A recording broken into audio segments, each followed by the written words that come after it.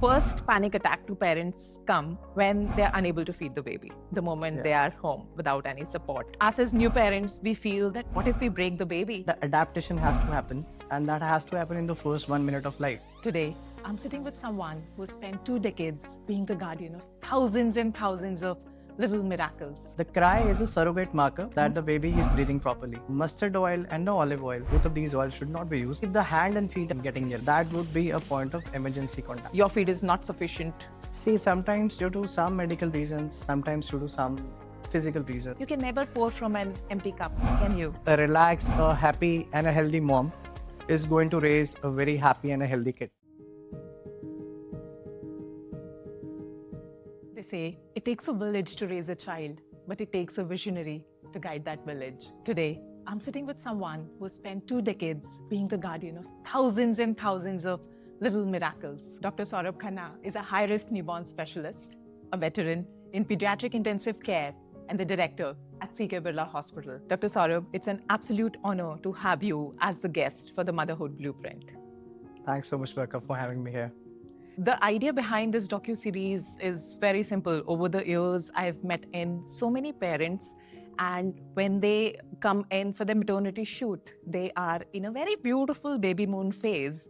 And the moment the baby arrives and they come back to me for the newborn shoot, they're like, no one prepared us for this. This is a very beautiful 12-part docu-series in which we are going to have the pediatricians, we are going to have gynecologists, a lactation expert, and a postpartum depression analyst, because this is exactly what someone needs to navigate their journey of becoming parents. But before getting into the blueprint, I have a question for you. Did you choose the children or did children choose you? It is the both ways, I would say. When I did my MBBS, pediatrics was something which clicked. It is like everyone loves the babies, but the most common question is, how would you handle such a baby when the baby cannot speak? Yes, exactly. But still, the love of the babies and the love of the kids, it prompted me to took the branch, and then it was super easy. And I believe I resonate with you here because when I was getting started with photography, I tried my hand at different genres. This was the exact genre which spoke to me. And when I have that newborn in my arms, it's just like as if I'm sensing their energy, as if they connect with me. And there's so much more to do. And that's what brought me to newborn photography as well. Let's go to the very start. The moment a baby arrives into this world, he was safe in the womb of the mother. What is actually happening biologically with the baby there? Correctly said that the baby was very safe inside the mother. Of course it is, because the baby was in the form of a fetus, and the baby got all the nutrition, warmth, and all the other essential parameters from the mother itself. Yeah. And when the baby is supposed to be born, the baby has to take care of things by himself or herself. So that means that the adaptation has to happen, and that has to happen in the first 1 minute of life. Okay. All the nutrition has been happening, all the gas exchange has been happening through the umbilical cord. So baby was not using the lungs because everything was happening through the umbilical cord, so the lungs were not functional. Okay. And it is surrounded by the amniotic fluid. So once the baby is out of the mother's womb, then the bag is broken, the fluid is out, and the baby has to cry it out. Okay. So then you remember the age-old thing when people used to ask whether the baby has cried immediately after birth or not. That is the importance of it, because the cry is a surrogate marker that the baby is breathing properly. Okay. In literal terms. Of course, there are some intricacies into it. But once the baby is out, the baby is crying, then we know the baby has taken the air inside. Okay. The lungs have expanded, and now the baby is ready to breathe on its own. Okay. And that is the time when the umbilical cord should be cut, and that is the time when the baby is handed over.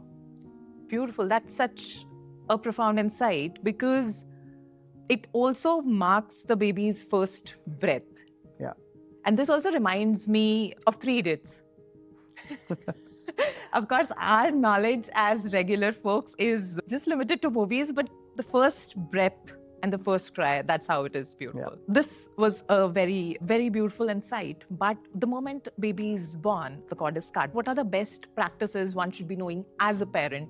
So what happens is most of the babies, when they get delivered, so much so that 9 out of 10 babies do not need any help. Okay. They would just need a little bit of assistance and the baby is good to go.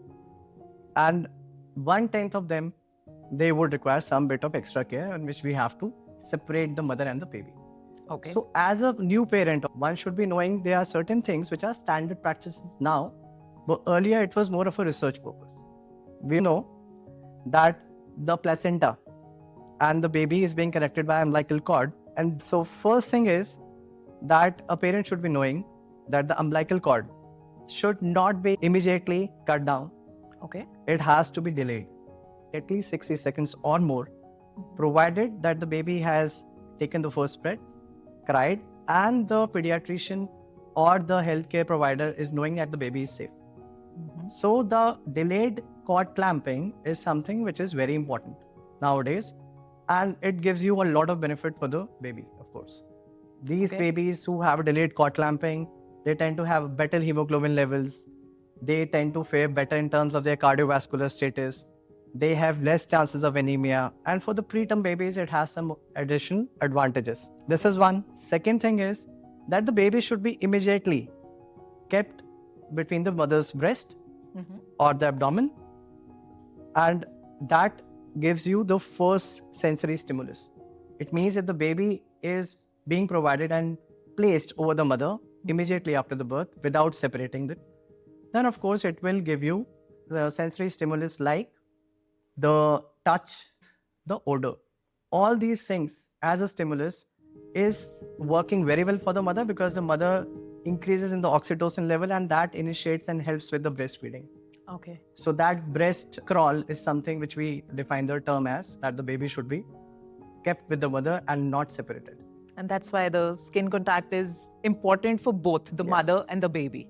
Absolutely. Right. Okay. And in case, because of any reason, we are not able to do a delayed cord clamp, then a cord milking is the next way out. Now, this is the standard practice in most of the hospitals, and that is globally. One should not be afraid of asking these things and looking for these things when you visit the gynecologist for the very last time before the delivery. And the third important thing would be to initiate the breastfeeding as early as possible. Even the WHO recommends it should be done before the first 1 hour of life. And that has a very good long-term impact in establishing a good breastfeeding later on. So delayed cord clamping, it means that the cord should not be clamped immediately after birth. It should be delayed by at least 60 seconds and more. In case one is unable to do that due to any medical reason, the next best thing is to do a cord milking, placing the baby directly over the mother immediately after the birth, not separating the baby and the mother, initiating a breast crawl, and trying to establish and give the first feed within the first 1 hour of life. I believe these are the things which are super important. And these days, as much as information is prevalent, misinformation is also prevalent. True. With Google, with now AI coming in, then you have all the Instagram reels, all the padosi and neighbor and relatives. But this coming in from an expert does give a sigh of relief to the parent that, okay, they are informed. And that's what parenting should be about, right? Okay, so this brings me to the next beautiful chapter. 2 or 3 days we're there in the hospital, we're being taken care of by the experts, but now the homecoming happens. I remember my time, a very beautiful car with pink balloons. Mine was a baby girl, and we reached home. And I've also discussed it and got to know from a lot of my friends that the first panic attack to parents come when they're unable to feed the baby, the moment they are home without any support. So what are the feeding cues one should be looking at? And the baby's age is 2 to 3 days. Yeah. So once the baby is delivered and we want to establish a breastfeeds as early as possible because that is the gold standard. That should be the aim for all the parents. Having said that, if we are able to do that early, the first initiation of the breastfeed, then we know it becomes automatic. It means we would tell you to feed the baby every 2.5 to 3 hours. That being the upper limit. Initially, we are talking only about the first 7 to 10 days of life till the time the baby regains the birth weight. But then the feeding has to be on demand, which means if the baby is asking for the feed in half an hour, one has to be ready for it. Okay, a lot of help which goes around in the hospital and in most of the birthing centers when there would be lactational experts coming for you and guiding you further. But then as a parent, as a mother, we should know, okay, we have to give the feed whenever the baby is asking for it. 2.5 to 3 hours being the upper limit based on the baby's gestation and weight and everything. So it means that the baby has to be fed on demand. As a parent, you should be knowing what are the cues for it. So when you say cues, then it means if the baby is putting the hand in the mouth, started suckling, the baby is making suckling motion, you touch the angle of the mouth and the baby is trying to root. Yeah. Or the baby is just awake and looking and being very calm.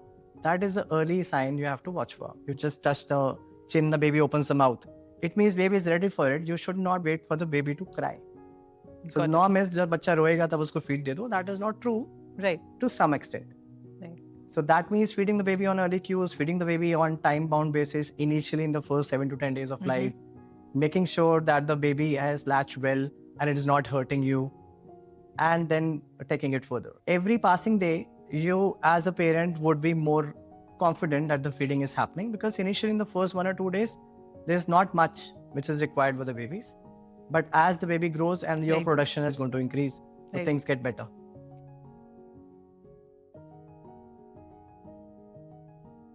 I've met a lot of parents who say that we've been advised that I should not be feeding the baby before 2 hours, even if the baby is crying. And I've seen people who let the baby cry.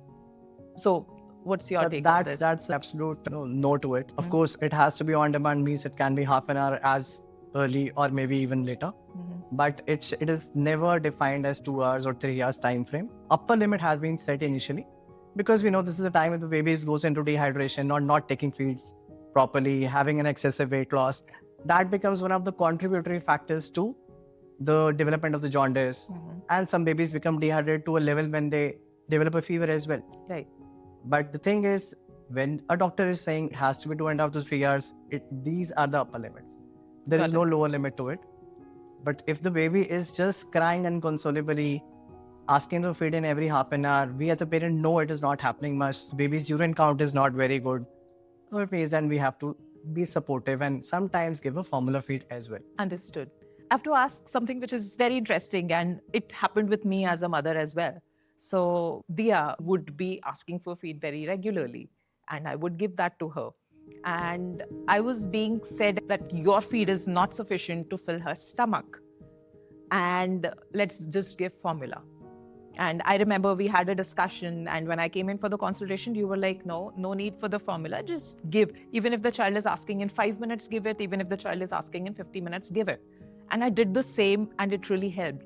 But what's your take on this thing that your feed is not sufficient to fill the stomach of the baby? First of all, we have to keep the negativities away. Yep. Okay, if as a mother, you're confident enough, you are well prepared for it, and that preparation starts within the womb itself, when the baby is within the womb. So then there are very, very less likely chances that the baby would be needing something extra. Exactly. But for that, a supportive environment, a supportive family is very important. A positive reinforcement works wonders for the mothers. Right. Okay, and we know, in case you are getting a discharge, the baby is bound to come for a follow-up. We have to see the baby one day post-discharge. And then we see what is the weight like, what are the urine frequency. So if the baby's urine frequency is good, the baby is sleeping nicely. These are the 2 parameters which we always suggest all our parents. Right. If the urine count is good, if the baby is sleeping nicely between the feeds, it means baby is full. So what if a mom is unable to exclusively breastfeed the child? Yeah. See, sometimes due to some medical reasons, sometimes due to some physical reasons, the mother is not been able to feed the baby very well, which is very much evident when we see the baby's weight and we see the other parameters. If that is happening, I would say the nutrition holds a very important value in the first few days, of course, and later on as well. But then we have to make sure that the baby is not remaining hungry. The baby has to be fed well. And if that is not available, then the next possible best thing is either if she can express out the milk and give it, that would be fine. If she's unable to do that as well, then we have to give the formula feed. There's no third thing for it. It has to be either the breast milk or the formula milk. The practices of giving animal-based milk and all should not be encouraged. I think that is very much important, the point which you said, that what is important for us here is the nutrition of the baby. Irrespective of the method used, of course, the preferred one would be exclusive breastfeed, but if that is not happening, I think us moms should not be feeling guilty about not being able to feed the child. And all those things that happen around in the house, just keep them away. Because what is needed and what the baby senses is your energy. If you are happy, the baby is gonna be happy too. We often hear that the baby has jaundice. How much should we as parents be worried about the baby having jaundice? Jaundice is a very natural phenomenon. It happens with all the babies. Okay. For some, it happens at a lesser level. For some, it happens at a higher level. But we as a pediatrician and we as a newborn care specialist know that there are certain risk factors when we have to be more watchful about the jaundice. But at the same time, because jaundice is a natural phenomenon, we should not be worried about it. Okay, so more often than not, these babies do not need any treatment for it because that is a physiological phase of the baby. Once the baby is going past 7 to 10 days of life, when the liver maturity happens, then automatically the jaundice level settles down. Okay. But in certain scenarios, it goes beyond that safe limit and then we have to treat it. Okay. And the treatment is as simple thing as a phototherapy mostly. There are other modalities as well, but that happens only when the baby's levels are very, very high and requires a blood transfusion. Okay. So largely all said and done, we should not be worried about jaundice. And as we are consulting with a healthcare provider, our pediatrician, and if they say there's nothing to worry about, I don't believe we as parents need to panic about it. When you go back home, then we always tell our parents to look for certain signs. And those signs would be to see if the hand and feet are not getting yellow. Okay. To see the baby under the natural sun rather than in a closed space and yellow light. In case the baby's hand and feet are getting yellow, we are talking about the first 5 to 7 days of life. Right. That would be a point of emergency contact. Then we should not be even waiting further. You should be going and seeing somebody in the hospital about it. What about the eyes getting yellow? Eyes becomes yellow at a very early level. Okay. Which is the first thing. Rather, the face is the first thing to start appearing yellow. We've covered about the baby coming home. We've covered about jaundice. Tell us a little about colic. Colic is the most dreaded thing. Yes. Which you will talk about being in the parents group and all. Because actually colic is something which is very disturbing as well. Yes. But having said that, colic is something which is as common as 1 in 3 babies. Which is a very high incidence. When you talk about a developmental phase issue, which is like crying unconsolably, persistent, crying your lungs out, okay, with a flex attitude, and the tummy becomes extremely bloated, the face becomes red. This is what exactly you call colic. We know this is something which happens in the newborn baby. We know this is something which more often than not gets better with time. But for labeling colic, we should be knowing what is the normal crying frequency and duration of a newborn baby. Babies can cry even up to 3 hours in a day. Baby who is crying up to 3 hours in a day, we know it is normal. When baby is crying more than 3 hours in a day, more than 3 days in a week, more than 3 weeks in continuation, we label it as colic. And then comes a point when we have to treat it. Understood. So whenever it crosses that frequency, that's when we need to seek medical attention. See, these are just the definitions. Right. But you don't always go with the definitions. Okay? You know the baby is extremely crying. And very commonly you will hear from the parents that the moment you keep the baby down, even after a very good duration of the breastfeed, the baby starts crying. So what we tell our parents is, if the baby is crying a lot, you feed the baby first, you rule out hunger, you rule out things like urine, stool, temperature instability, diaper rash and everything.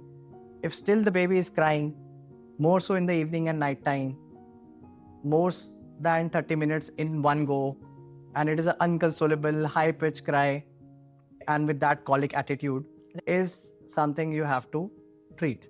And the treatment not necessarily has to be a medicine. The treatment can be simple things like gentle rocking of the baby, walking around with the baby, applying some Ayurvedic treatment, which Indian culture is advocating. Hing. Yes. Applying some, now there are tummy roll-ons available with hing base, so you can apply that. Or else you have to go for an anti-colic medicine. But this is something which is the preview of your healthcare provider to advise you. So commonly, when this happens, and nobody can see a crying baby, it is very distressing for the parents, it is very distressing for the family members that the baby is crying a lot. They tend to question a lot that it is based on the feeding. Sometimes it is merely not. Right. So then the family has to be very supportive and educated also. That okay, if this is happening, you have been feeding the baby well, the baby is passing urine nicely, but the baby is still not able to sleep and crying a lot. The baby can sense the parent's stress. Right. And there are a lot of studies around it when they suggest, okay, the baby can sense a parent's stress, and then they cry a lot, even further. So that would mean that changing hands at time. The mother is tired taking care of the baby, the father has to pitch in. The father is tired in changing hands help, because if we are stressed parents, we cannot take care of the baby very well. And then we tend to question a lot regarding whether the feeding has been fine, it must be some fault with us. And this should not be the take-home message. The thing is, the parents, the family has to be very supportive to calm the baby out, as well as to take care of the mother as well, because it's not her fault. Right. And then we have the experts to handle all these situations, because sometimes there is a hidden cost to the colic as well. So if there is no problem with the baby's digestion, the baby is gaining well, we tend to reassure them that things are fine. It is going to be a phase which is going to phase out at somewhere around 3-4 months. And in case we see any warning sign, then we'll let the parent know, okay, this might be another issue which is affecting the baby. It is not merely colic. Right. The point which you said, babies sense the energy, I feel it all the time. So I do newborns. And of course, being a mother, I would get to know that maybe the baby is sensing the energy of the mom. Because when parents come to me, they are super anxious. Would he get the shoot done? I don't think so he'll get the shoot done.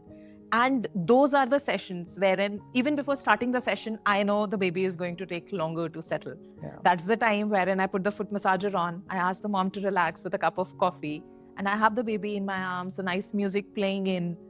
Eventually, they settle. See, when we talk about the music, it is also distracting the baby. Right. The same is at some point of time, and very often you hear about the stories that the baby has just been crying through the night.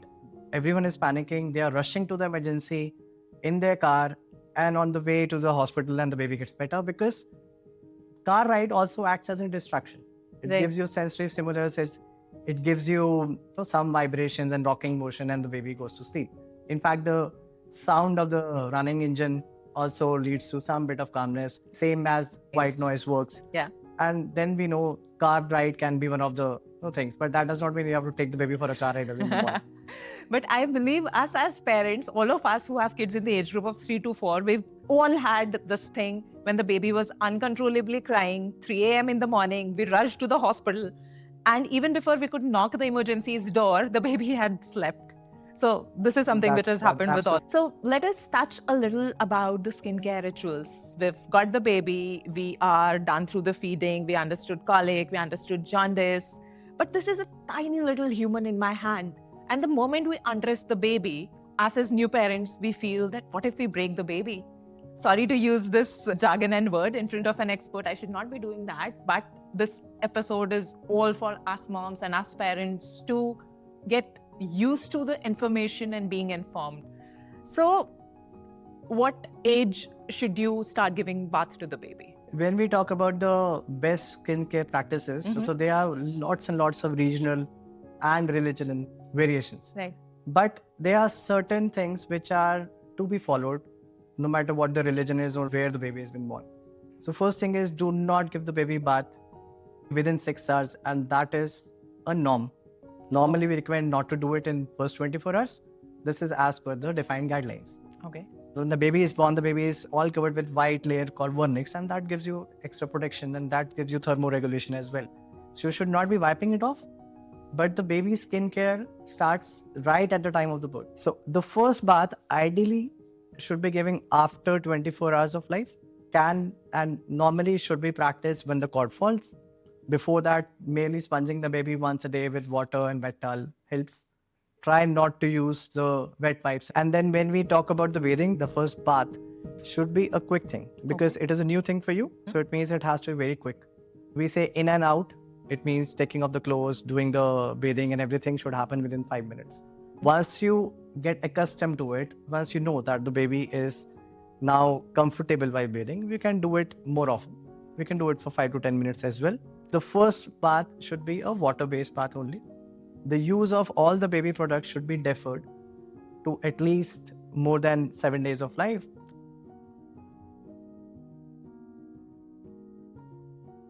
And the bathing should be after the cord sheds off, which is around 5 to 7 days. It can happen as late as 14 days as well. So first bath, not before 24 hours. Got it. Ideally, once the cord falls off. sponging is allowed and should be done on a daily basis. Especially you have to take care of the skin folds, because these are the areas which can have a lot of sweating and friction-induced rashes.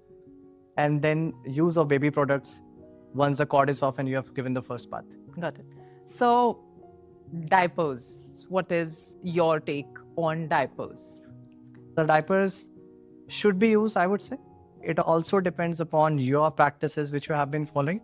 It is not a hard and fast rule to use diapers for every baby, but it gives you comfort, because then the baby sleeps well, even the baby's past urine. Right. But initially, the diaper should be changed every 2 to 3 hours, or if the baby has soiled it with the poop. Right. So changing diaper every 2 to 3 hours initially is important. It would help to prevent the diaper rashes. Diapers are coming in various forms. The cloth diapers are better because they are more airy. Right. But in case the baby develops rashes, then the first thing we would advise is to try to keep the baby nappy free and diaper free for a longer time. Okay, and start using some mineral oil, which is like coconut oil normally, or some diaper rash creams as well. We want the baby to sleep so that the mother get enough sleep. But the use of diapers, changing of diapers, use appropriate size. Sometimes changing of the diaper brand helps in preventing diaper rash as well. We cannot immediately change the mindset of the people around us, but yes, we can educate. We could probably take them with us to our healthcare provider and have them answer them and make them understand, because I believe it's an ecosystem. And as I earlier said, it does take a village to raise a child. You cannot do it alone. So this brings me to the question, which is about massage for the baby. And this one is very close to me because it has happened with me. Initially, I was told at home that there would be a job lady who would come in and do the massage for Dia. And I was like, all right, let her do that. And when she did it, my child was uncontrollably crying for 30 minutes. And when I questioned it, parents and this lady told, it's okay, the child would cry, the lungs would get better if she cries. And I still remember that's when I had come to you and I asked you if I could do the massage on my own. So my question here to you is it fine if the moms do the massage, or do we actually need an expert japa lady to do the massage for the baby? Absolutely not. The norm should be, and this is what we educate our parents, if a parent is doing it, not even mom, even the father can do it, but the baby understands the parent's touch, and that creates a very good bond as well. When you will do it as a mother or as a parent, you will be more gentle. Right. The massage, the whole thing around massage, that is something which is a relaxing thing for the baby. Precisely. If it is becoming stressful and the baby is crying a lot while doing it, it means it is not meaningful. Don't do it. So do it only once the baby's skin has got mature. It should not be done the first, second day of life. It can be done later when we start with the bathing and everything. In summers, you do the massage first and then you give a bath. In winters, you do the vice versa. But then the massage is not to be done very vigorously. The massage should not be involving the baby's breast area. The massage should not be very hard over the baby's genitals. Try avoiding to do the head massage unless you have to shampoo the baby's hair. Do not apply the oil over the face. Right. That is important. And which is the oil you should use is something which is very important to know. The very common thing in Indian population is they tend to use mustard oil a lot, which is a big no. So mustard oil and the olive oil, both of these oils should not be used because they have their own set of issues with the newborn baby skin. On the contrary, giving and using a virgin coconut oil, maybe almond oil or a sesame oil, these oils are better. So this has gone after a lot of research. When we studied articles, we see the reviews, and we found out these set of babies, they tend to fare better. They had less episodes of skin reactions when they used these oils. And the massage is something which is very, very gentle. It should not be harsh. It should not be something which is to develop the baby's muscles. Right. But it has a lot of positivities because apart from the soothing effect, it has a very big role to play with the baby's nutrition and digestive system as well, and which very less people know about it, but this is something which is very important. And I believe it does establish a very beautiful attachment and a bond with the and that's why it is important for the mother or the father to do it, right, rather than a third person doing it. That's what exactly you had told me And I literally fought at my home because both the side parents were against it. They were like, no, you do not know how to do a massage. How can you do a massage? The child's bone would never get stronger and all the other things. But I ignored that and I stood anchored to this. And I actually see a very beautiful bond develop between me and which is amazing. So from here, we come to the end of this amazing episode. What is the message which you would want to share with the mom who's just delivered a baby? The message for the moms is very simple. Be happy, be healthy, take care of your nutrition. First, you take care of yourself. Do not overdo on things or doing everything yourself. You have to rely upon your family members to support you so that you can have that window in which you can relax. Because a relaxed, a happy and a healthy mom is going to raise a very happy and a healthy kid. And I share the exact same thing with any newborn mom whom I met, that first thing that you have to do is take care of yourself as a mom. Rest, everything can be taken care of. You can never pour from an empty cup, can you?